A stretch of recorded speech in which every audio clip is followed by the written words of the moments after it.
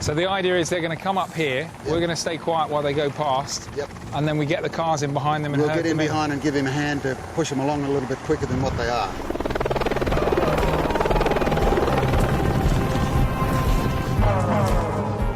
First of all, we had to get everyone up and running. Second gear. Jump start, bush style. So now we're going after the camels. Chopper's at 2 o'clock. Yeah, what's that dead ahead? Look. Just ahead. 2, 4, 6, 8, 10, 12, 14, 16, 18, 20, maybe 25 there. 25 camels.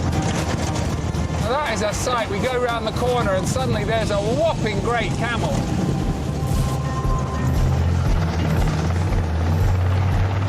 We're just going to let them go until they get up close to the yards before we do any forcing, you know. We'd kept the camels herded together. Now it was time for the trickiest part of the whole roundup. Getting them into the holding pen. This is the sort of key moment, isn't it, really? This is the key moment, yeah. You're putting your seatbelt on. Yeah, my daughters insist because I roll over quite often. Wonderful. Okay, let's go, fellas.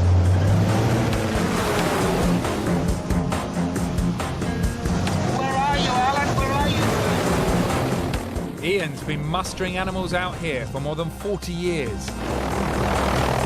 It's difficult and dangerous.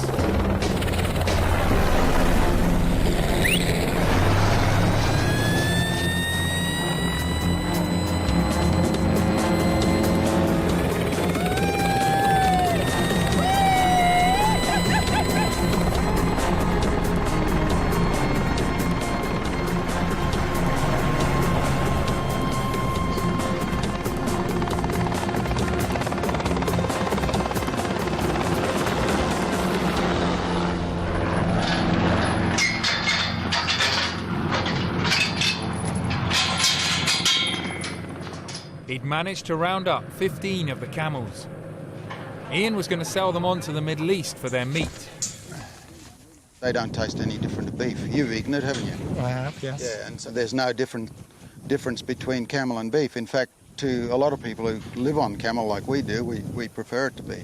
And so are all the camels that you catch and sell on sold for meat? No, not all of them. Quite a few of them are sold for riding camels and also for, like the Saudis are always interested in them, but they're looking for a specific camel. Like, I've got a bloke who wants beauty camels at the moment. Like, these bulls are no good. They like the cows because they're thin heads, but the cows have got to have their lips hanging. For what reason, I don't know. It may seem harsh for these camels to be rounded up because they're pretty or to be sold on for meat, but few experts doubt that camel numbers need controlling, and Ian thinks a roundup's more humane than the alternative. They just shoot them and they lay on the ground, and that's it. Then nothing is done with them. We don't know whether there's any system of where they might go along and check to see if they're dead or whatever they are. So they might lay there for a few days. What would you like to see happen? I'd like to see them come into a yard like this and be sent away and sold as meat or riding camels or whatever else you can pull out of it.